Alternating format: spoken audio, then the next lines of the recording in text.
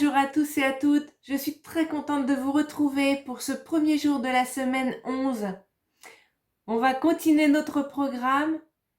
Écoutez, je ne vais pas vous faire attendre plus longtemps, je vais vous mettre tout de suite l'emploi du temps à l'écran. Alors, voilà ce qu'on va faire. On va parler en français des différentes sortes de livres. Et oui, on va voir qu'il existe différentes sortes de livres. On continuera avec l'écriture de la lettre Q et R en majuscule cursive. Puis, la lecture des sons E et R. En mathématiques, on va parler du plus grand, plus petit et égal. Ensuite, on fera de la science, de la SVT, où on parlera de l'alimentation et on basera notre discussion sur les menus équilibrés. Et on terminera notre journée par une petite activité d'observation et on s'amusera avec le jeu des différences. Voilà pour notre emploi du temps. Voilà ce que l'on va faire aujourd'hui. Je suis vraiment heureuse de commencer cette journée avec vous. N'hésitez pas, les enfants, les parents, à parler autour de vous de mes vidéos pour qu'on puisse être le plus nombreux possible à travailler ensemble. Ça me fera vraiment plaisir. N'hésitez pas non plus, comme je le disais dans d'autres vidéos, de m'envoyer vos dessins lorsque vous avez une activité dessin à faire. Enfin, de m'envoyer la photo de vos dessins sur soit mon adresse mail, soit ma page Facebook. Écoutez, on commence tout de suite avec les différentes sortes de livres. Je vous mets à l'écran une image, une feuille. Qu'est-ce qu'on y voit? On y voit 5 sortes de livres et revues. On va commencer par le A. Alors le A, je l'ai avec moi. C'est ce livre. Ce livre, dont le titre est 2 graines de cacao. Qu'est-ce que c'est comme livre? Eh bien, regardez, on a en haut, en vert, c'est marqué ici, roman historique. C'est un roman. Un roman, c'est donc une histoire racontée. Ça peut être une histoire vraie, ça peut être une histoire totalement inventée, mais c'est un roman, c'est-à-dire que du début à la fin, on va suivre des personnages qui vont raconter leur aventure.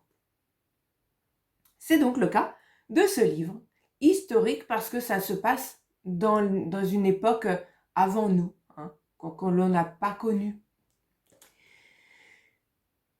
On a en dessous, sous le titre, on a le nom de l'auteur. L'auteur, c'est donc celui ou celle qui a écrit l'histoire. Ici, c'est une femme qui s'appelle Evelyne Brissou-Pellen.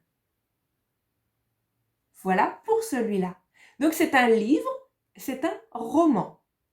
Un roman que l'on va lire d'un bout à l'autre. C'est une histoire. D'accord?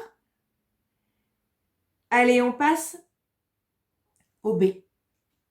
Qu'est-ce que c'est ce B? Vous avez peut-être connu ça, vous connaissez peut-être, c'est un magazine. Le magazine, il a pour titre Waku. C'est le nom du magazine. Alors si on voit dans le petit carré blanc, c'est pour les enfants de 4 à 6 ans. Voilà, jusqu'à 7, pourquoi pas. On apprend des choses, c'est un magazine. Donc on va retrouver des documentaires dedans. Des documentaires là, par exemple, Petit loup rejoint le clan. Ce magazine Waku, celui-là, va parler du loup. Entre autres, il parlera aussi, il y aura d'autres documentaires, peut-être même des jeux, etc. dans ce magazine. Si vous en avez des Waku, il en existe d'autres, magazines pour enfants. J'ai mis celui-là en photo, j'aurais très bien pu mettre quelque chose d'autre. il y a Wapiti, il y en a d'autres. Voilà, un petit magazine qui sort régulièrement. Ça peut être tous les mois, ça peut être tous les 2 mois. Celui-ci, je ne sais plus, je crois que c'est tous les mois, mais ça peut même être toutes les semaines. Voilà. Donc, on a vu dans le A un livre, un roman. On voit dans le B un magazine, donc où on trouvera des petits documentaires variés parce que ça sort tous les mois ou tous les 2 ou 3 mois, ça dépend du magazine. En C.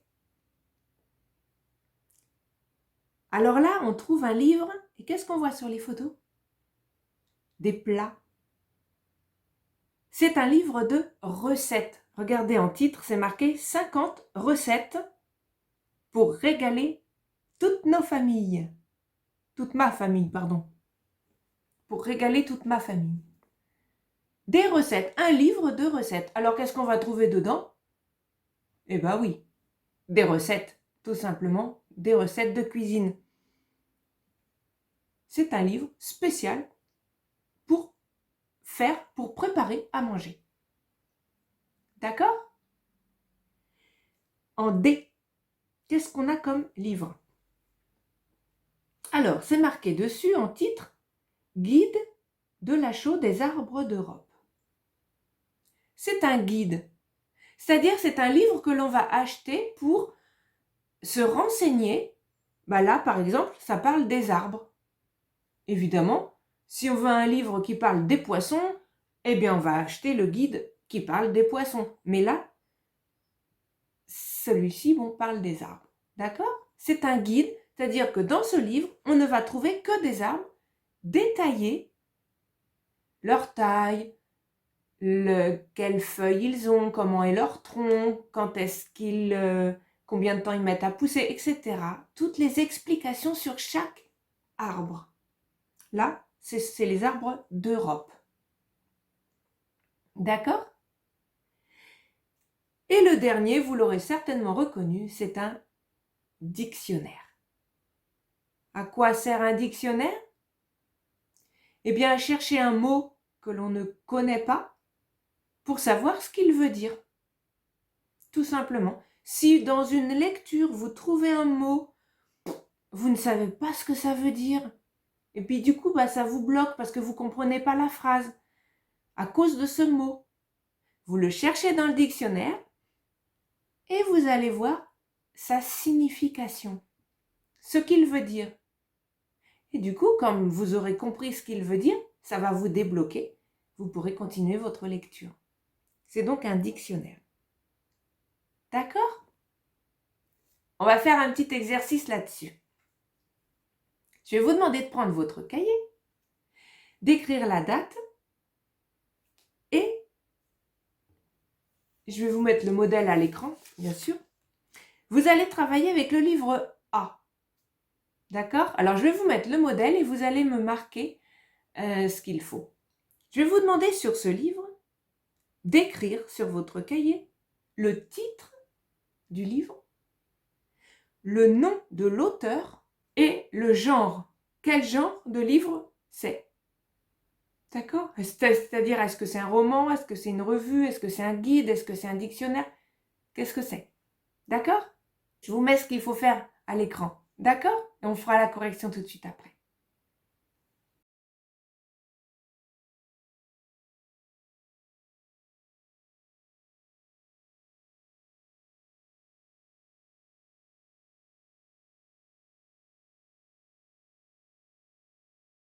Alors, ça y est? Qu'est-ce que vous avez écrit? Déjà en titre, c'était, et oui, il fallait écrire 2 graines de cacao.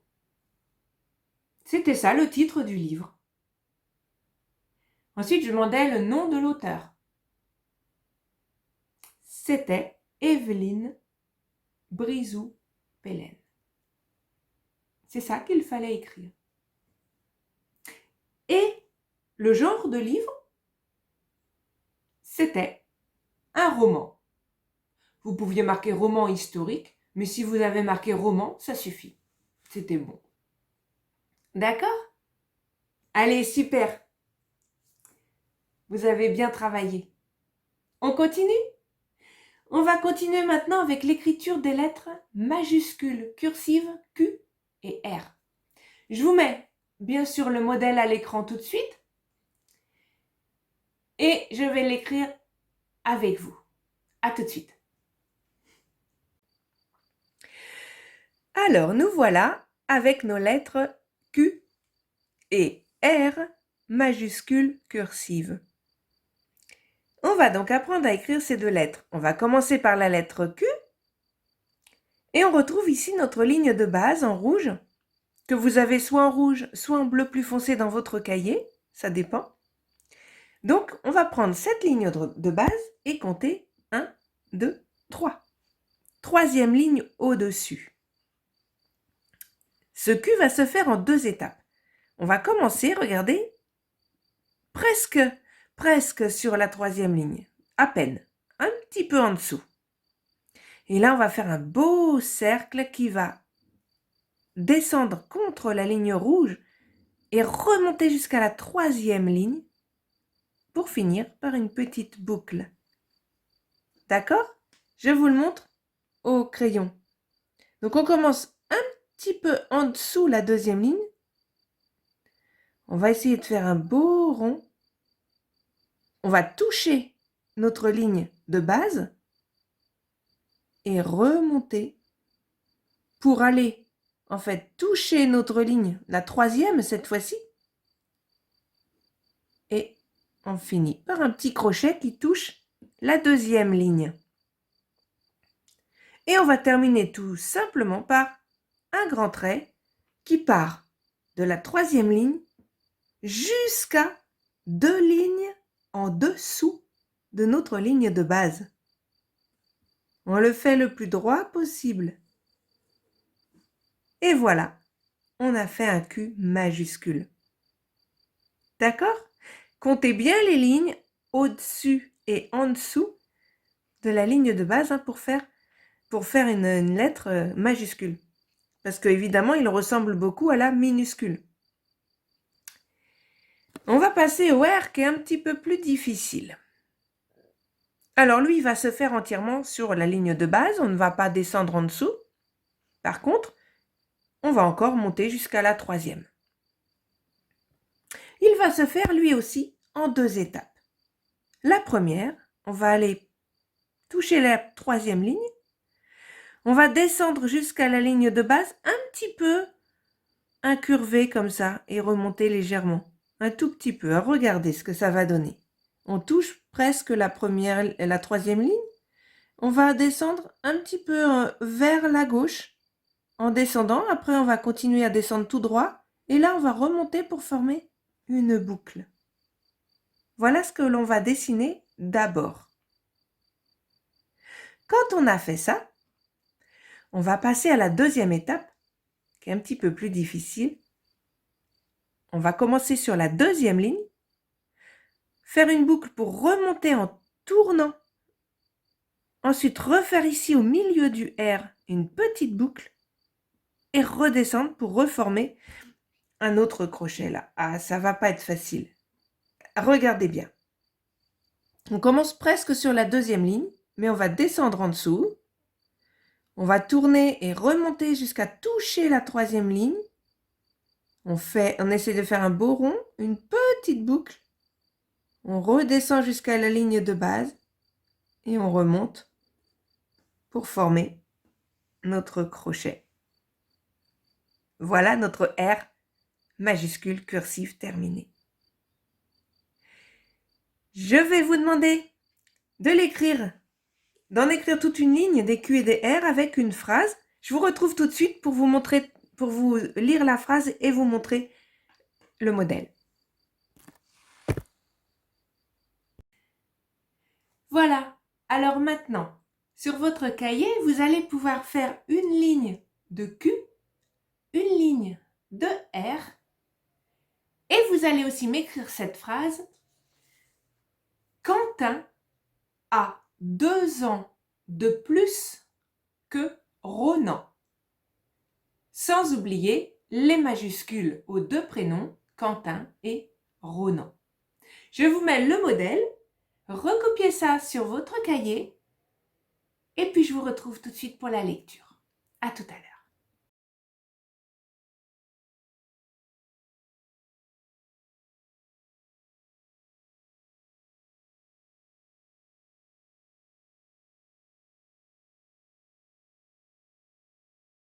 Voilà, après cette bonne écriture, eh bien, on va maintenant passer à la lecture. Allez, comme d'habitude, je vous demande de prendre votre livre si vous l'avez. Sinon, je vous mets la page à l'écran. C'est la page 44. Et on va voir les différentes manières d'écrire le son « est ». Alors, regardez. Le « est » s'écrit bien sûr avec un « e » et un accent grave, ce qu'on appelle l'accent grave. Il peut s'écrire aussi avec un A et un I. AI, ça fait le son est. E et I, ça fait aussi le son est. Et puis, si on rajoute un R à la fin, par exemple, A-I-R, ça nous fera R, R, le mot R, de l'air que l'on respire. D'accord ? Allez, je vous laisse tout seul essayer de lire toute cette page et puis je la fais tout de suite après avec vous.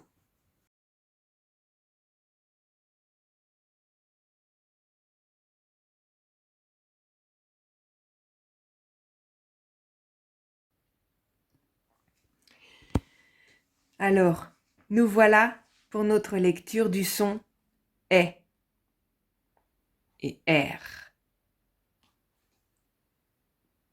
Alors, si on met un P devant le son est, ça va nous donner paix. Un G, on se rappelle ce que fait le son G, ça fait le son G. Donc, gai. Avec un S, c'est. Avec un CH, cher, cher. Zé, mais,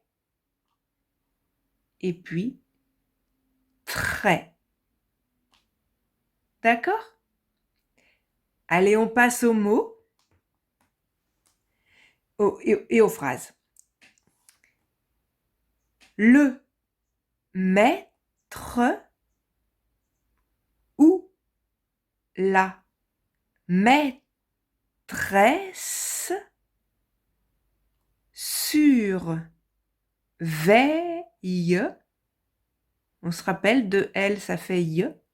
Surveille la baignade.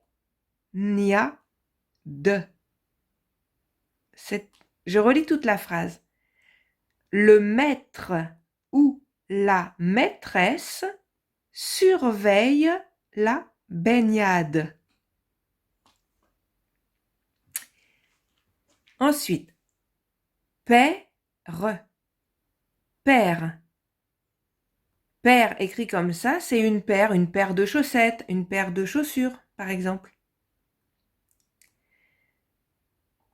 Ensuite, le chiffre 16. 16 en lettres, ça s'écrit comme ça. Mère. Alors là, mère, écrit comme ça, avec AI, c'est pas maman, hein, c'est maire, le maire de la ville. Celui qui s'occupe de la ville. Ensuite, veine. Une veine, c'est ce qu'on a dans le corps. Semaine.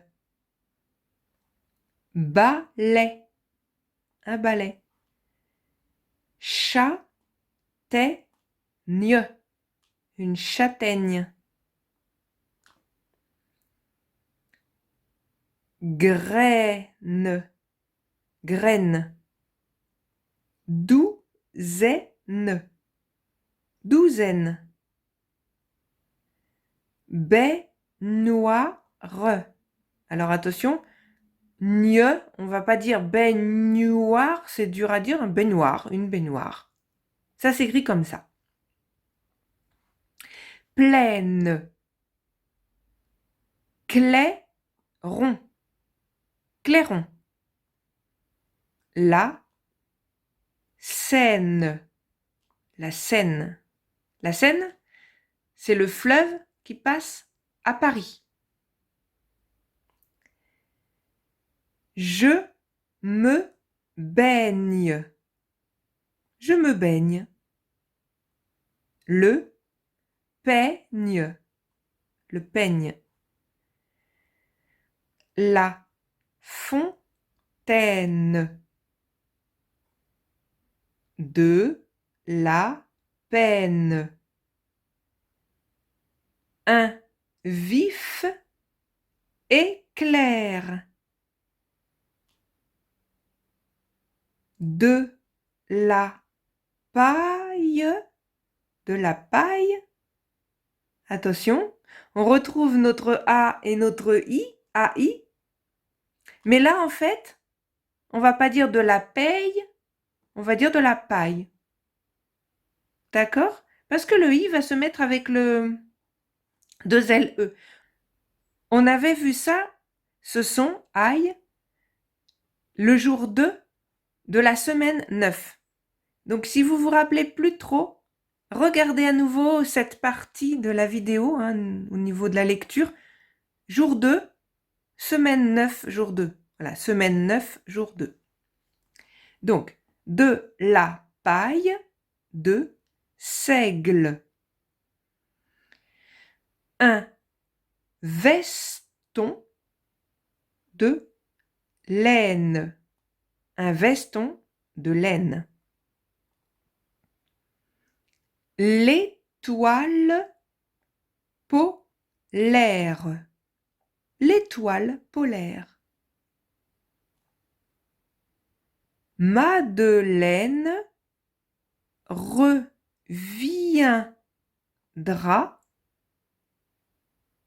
On se rappelle du yin. On avait appris ça le jour 4 de la semaine 9 aussi. Alors pareil, si vous ne rappelez plus que I-E-N, ça fait yin, vous regarderez donc cette partie de lecture, semaine 9, jour 4. Alors, je reprends au début. Madeleine reviendra avec Suzanne la semaine prochaine. D'accord? Madeleine reviendra avec Suzanne la semaine prochaine. Le pêcheur a vu une énorme baleine au loin sur la mer. Je reprends cette phrase. Le pêcheur a vu une énorme baleine au loin sur la mer. Voilà. On va passer maintenant à l'écriture cursive. Et là, les mots ne sont plus détachés en syllabes, alors attention.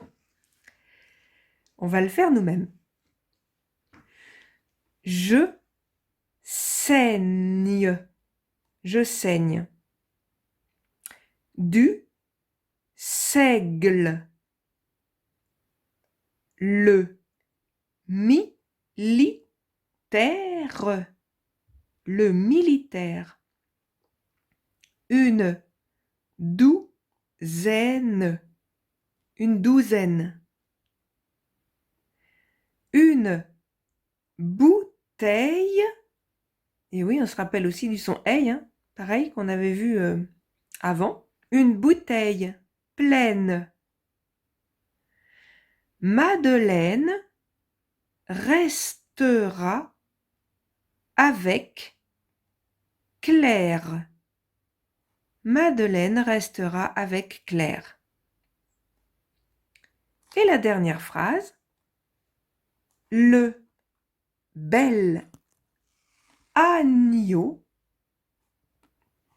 je vais remonter ça un peu, le bel agneau fournira sa laine, sa chair, sa peau. Le bel agneau fournira sa laine, sa chair, sa peau. Point. Voilà pour la lecture. J'espère que vous aviez bien réussi. Je pense que oui, parce que vous avez vraiment fait beaucoup de progrès, hein, je pense, au fil des semaines. Si certains sons vous sont encore difficiles, eh bien, reprenez les vidéos d'avant. Juste regardez que cette partie lecture, là où vous avez du mal. D'accord? Et si tout va bien, alors vraiment, félicitations, c'est super. Je suis certaine que vous faites de gros progrès en lecture et ça, c'est bien. Allez, on passe aux mathématiques. Qu'est-ce qu'on va faire aux mathématiques? On va parler des plus grands, plus petits, égal. Je vous mets une feuille à l'écran. Regardez. On a des formes, carré, rond et triangle. Et, je vous entoure, on a des signes. Des signes qui veulent dire plus petit, plus grand ou égal. Je vais l'expliquer. Regardez en bas, déjà. On a le signe pour plus petit. Regardez ce qu'on peut faire dans ce signe. En fait, comme la pointe d'une flèche, hein, d'un côté où c'est grand ouvert, on peut mettre, regardez sur l'image, on peut mettre 4 petites têtes d'émoji. C'est grand, c'est ouvert en grand, on peut en mettre 4. Alors que dans la pointe, on ne pourra en mettre qu'une. Le chiffre 1 est bien sûr plus petit que le chiffre 4. D'accord? Donc, la pointe, quand elle va vers le... Elle ira toujours, la pointe de notre signe ira toujours vers le côté le plus petit. D'accord? On retrouve donc notre signe plus grand de l'autre côté. Ben oui, il va être tourné, lui. Le côté le plus grand sera toujours tourné vers la forme la plus grande, alors que la pointe, on a dit, sera tournée vers la forme la plus petite. D'accord? On a au milieu notre chiffre, notre signe égal. 2 traits l'un au-dessus de l'autre, parce qu'on peut mettre autant d'un côté que de l'autre, 3 petites têtes. On va mettre pareil, c'est égal, c'est pareil. C'est pas plus grand, c'est pas plus petit, c'est pareil. D'accord? Allez, on va regarder l'exercice avec les formes carré, rond et triangle. On a en premier 2 carrés, un bleu et un jaune. Quel est le plus grand? Eh oui, c'est le bleu. Le carré bleu étant plus grand que le carré jaune, on va mettre notre signe plus grand, tourné vers le carré bleu. Donc, le signe sera ouvert du côté du carré bleu, alors que la pointe du signe sera tournée vers le plus petit. D'accord? Les ronds maintenant. Un rouge et un vert. Quel est le plus petit? C'est le rouge. Eh bien, pareil, on va mettre notre signe plus petit, donc pointe tournée vers le plus petit. Et l'ouverture vers le plus grand. Rond. Quant à nos 2 triangles violets, est-ce qu'il y en a un qui est plus grand que l'autre? Non, ils sont tous les 2 pareils, donc on va mettre le signe égal. Ben oui, parce qu'il n'y en a pas un qui est plus grand. Ils sont pareils tous les deux. Donc, on va mettre triangle violet égale triangle violet. D'accord? Si vous avez bien compris, je vais vous faire un petit exercice maintenant avec des chiffres. Alors, regardez, je vous mets à l'écran donc ces chiffres. On a donc 3 et 2. Vous allez me mettre au milieu le signe plus grand, plus petit ou égal. Tournez du bon côté, évidemment. Pareil pour 7 et 12, pour 4 et 4, et pour 5 et 1. Faites ça sur votre cahier de mathématiques si vous en avez un, ou votre cahier pour qui fait tout. Écrivez-moi ces chiffres avec, au milieu, le signe plus grand, plus petit ou égal. C'est à vous de choisir. On corrige après, d'accord? Allez, je vous laisse faire.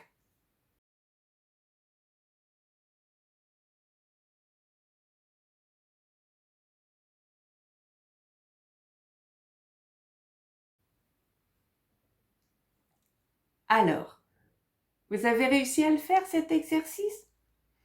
C'est pas difficile, hein? On va corriger. On va commencer par 3 et 2. 3, c'est plus grand ou c'est plus petit que 2? Bien sûr, 3 est plus grand. Donc, on va tourner notre pointe du signe vers la pointe vers le 2. Ben oui. On va ouvrir notre signe du côté 3 et mettre la pointe du côté 2. D'accord? 7 et 12. Quel est le plus petit? 7, c'est plus petit ou c'est plus grand que 12? Mais oui, c'est plus petit que 12. Donc, on va mettre la pointe de notre signe vers le 7. C'est lui le plus petit. Voilà notre signe que l'on va mettre. Ensuite, on a 4 et 4. Est-ce que 4 est plus grand ou plus petit que 4? C'est pareil, hein? 4 égale 4. Et oui. Donc là, on va mettre le signe égal. Et puis le dernier, 5. Est-il plus grand ou plus petit que 1? Le chiffre 5 est plus grand que le chiffre 1. Donc, notre signe sera dans ce sens-là.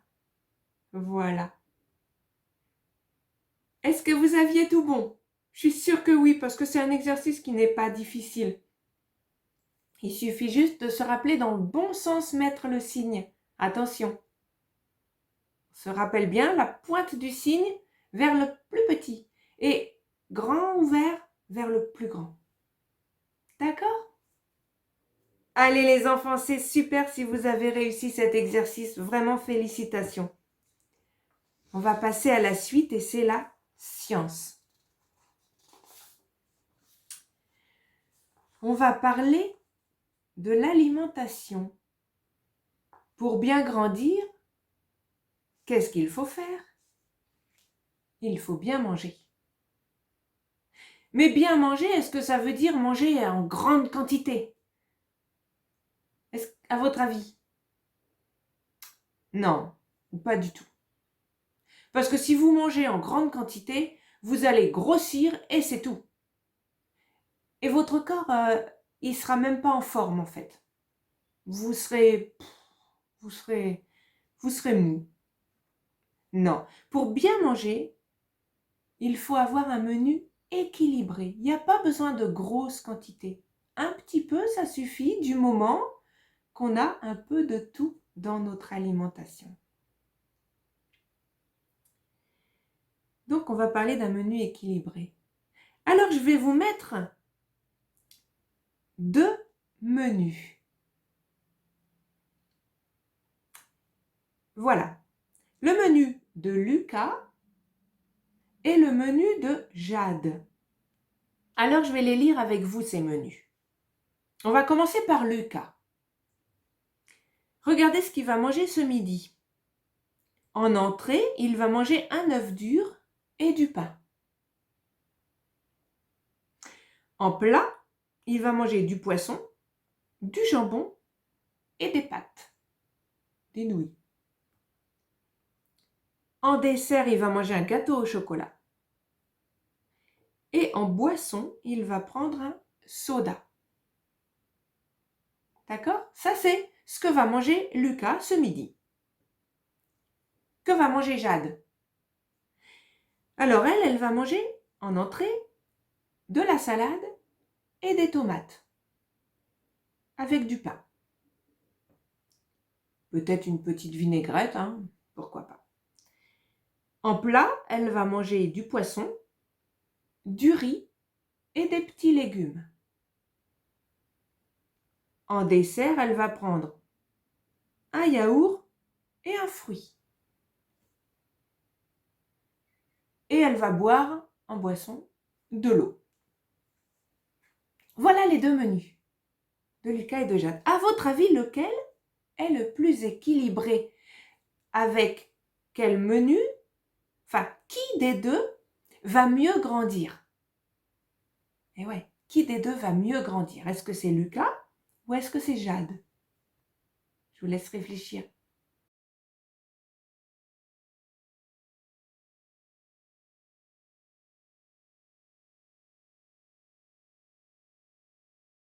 Alors, qu'est-ce que vous en avez pensé?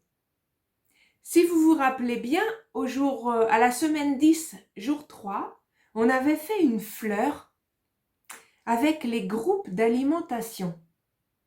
Je vous la remets en photo pour mémoire. Cette fleur, on avait donc mis dans les groupes. On avait fait un groupe de fruits et légumes, un groupe de matières grasses, un groupe de boissons, un groupe de féculents, un groupe de produits laitiers, produits sucrés et un groupe de viande, poisson. Pour avoir un menu équilibré, il faut manger un ingrédient de chaque catégorie et non pas qu'une seule catégorie. D'accord? Vous vous rappelez de ça? Alors, quel menu est équilibré? Quel menu rassemble tous les groupes à peu près, hein? Alors, on va commencer par prendre le menu de Lucas. Il mange en entrée un œuf et du pain. Alors, l'œuf fait partie de quel groupe? C'est un produit animal. Ben oui, l'œuf vient de la poule, donc c'est un produit animal. Ça se range dans la catégorie viande. Viande-poisson, hein? Et le pain, ça fait partie des féculents. Donc, on a ici une viande et un féculent. Pour l'instant, ça va. Mais après, il va manger du poisson, du jambon et des pâtes. Qu'est-ce que c'est que du poisson? Dans quelle catégorie ça rentre? Là encore, ça rentre dans la catégorie viande-poisson. Et le jambon après? Encore une fois, ça rentre dans la catégorie viande-poisson. Donc si on range ces aliments, on va trouver un œuf dur, du poisson et du jambon dans la catégorie viande-poisson. On va trouver du pain dans la catégorie féculent. Et des pâtes, qu'est-ce que c'est? Ça fait partie aussi de la catégorie féculent. Pour l'instant, Lucas n'a mangé que 2 catégories d'aliments. On passe au dessert, il mange un gâteau au chocolat. Là, on va le ranger dans la catégorie sucré, produits sucrés. D'accord? Et en boisson, il prend un soda. Eh bien, un soda, ça fait partie de quoi? Aussi des produits sucrés. Lucas, dans son menu, a 3 catégories, à manger 3 groupes d'aliments. Viande, féculents et produits sucrés. D'accord? On va voir le menu de Jade maintenant. Jade. on va classer ça aussi dans le tableau des groupes. Jade a mangé de la salade et des tomates en entrée avec du pain. Salade, tomate, ça rentre dans fruits et légumes. Et le pain dans féculents. En plat, elle a mangé du poisson. Donc on va mettre ça dans catégorie viande-poisson. Ensuite, elle a mangé du riz que l'on va mettre dans la catégorie féculents. Et des petits légumes que l'on va mettre bien sûr dans fruits et légumes. D'accord? Pour l'instant, on a catégorie fruits et légumes, catégorie féculents, catégorie viande-poisson. On en a 3 aussi. Bien, on continue. Elle va en dessert manger un yaourt que l'on va mettre dans produits laitiers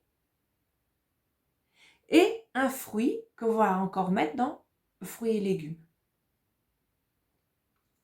Et en boisson, elle va boire de l'eau. De l'eau que l'on va classer dans la catégorie eau. Dans le menu de Jade, nous avons donc 5 groupes d'aliments. Dans le menu de Lucas, nous avons 3 groupes d'aliments. Et en plus, Lucas, si vous regardez bien, il y a vraiment œufs durs, poisson, jambon, tout ça, c'est de la viande. C'est pas très équilibré, hein, et beaucoup de produits sucrés. C'est pas très équilibré, Lucas, vous ne trouvez pas? Et oui, Jade a un menu plus équilibré que Lucas. Elle va donc mieux grandir que Lucas. Elle sera en meilleure santé. D'accord? En plus, il est recommandé de manger environ 5 fruits et légumes par jour. Elle a salade, tomate, on a petits légumes en plat et un fruit en dessert. Elle rentre dans la catégorie des 5 fruits et légumes par jour. Et oui, parce que petits légumes au pluriel, donc plusieurs petits légumes. Elle rentre dans la bonne catégorie. Jade va mieux grandir, va être plus en meilleure santé que Lucas. D'accord?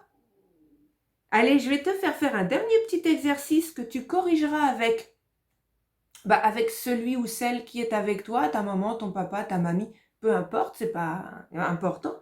Elle te corrigera parce que, eh bien, il y a plusieurs solutions possibles. Je ne vais pas t'en donner une parce qu'il n'y aura pas que ma solution qui sera bonne. La tienne peut-être aussi. D'accord? Regarde, tu vas fabriquer ton menu équilibré. Dans l'assiette, tu vas dessiner sur ton cahier une assiette. À moins que si tu as mon livret, tu peux le dessiner dessus. Tu vas dessiner ce que tu vas manger ce midi ou demain, comme tu veux. Dessine-moi un menu équilibré dans l'assiette.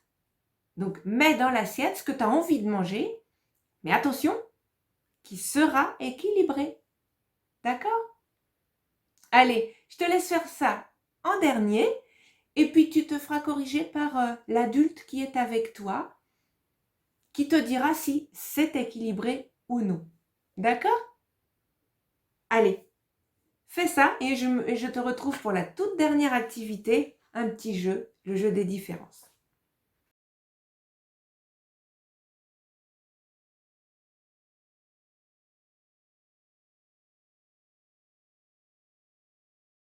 Alors, ça y est, tu as fait ton petit menu équilibré? Si l'adulte qui est avec toi dit que c'était bien, alors vraiment félicitations, c'est très bien. Allez, je te mets la dernière activité, observation. Tu vas bien regarder ces 2 aquariums et me dire quelle différence tu as trouvée. Il y en a 7 à trouver. Alors, je te laisse regarder, mets en pause le temps que tu trouves les 7 différences et ensuite je te donne la réponse. D'accord? Allez, mets en pause.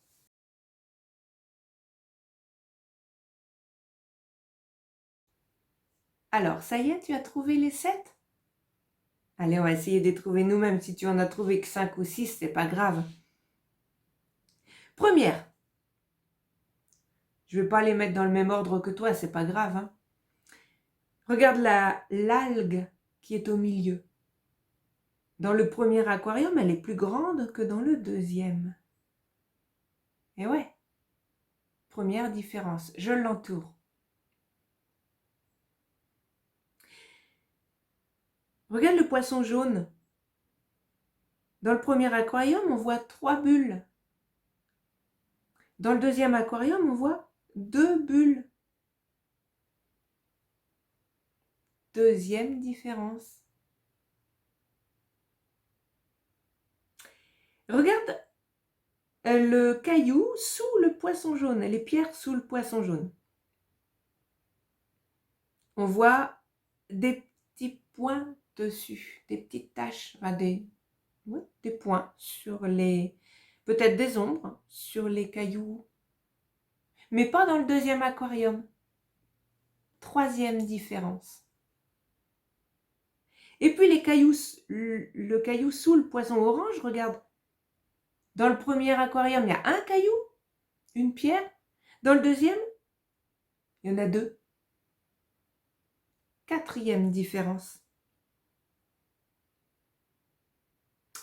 Qu'as-tu trouvé d'autre? Le poisson jaune, dans le premier aquarium, qu'est-ce qu'il a sur le dos? Une nageoire dorsale. Mais dans le deuxième, il n'en a pas. Cinquième différence.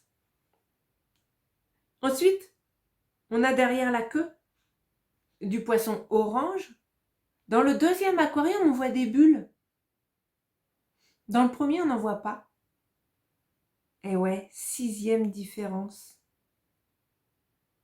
Et puis la dernière, eh bien là encore, on va revenir à notre algue de tout à l'heure qui était plus grande, du milieu là. Regardez, dans le premier aquarium, on a une petite algue qui ressort, pas dans le deuxième. Donc on va l'entourer aussi. On a trouvé nos 7 différences. D'accord? Est-ce que tu avais tout trouvé? C'était pas facile. Il y en avait qui n'étaient pas faciles. C'est vrai, si tu n'as pas tout trouvé, c'est pas grave. La prochaine fois, tu feras mieux attention. D'ailleurs, si tu as des cahiers, des livres avec des jeux comme ça, des différences, fais-le. C'est un bon exercice d'observation. Essaye de trouver. Allez les enfants, j'étais ravie de faire cette journée avec vous. Vraiment, merci aux parents de me suivre. Merci, ça me fait vraiment très plaisir. J'ai quelques retours. Ça me fait énormément de bien. Donc, merci beaucoup. Je vous retrouverai avec plaisir donc pour le jour 2. Je vous dis en attendant de passer une bonne journée, une bonne soirée. Et à demain les enfants. Bye!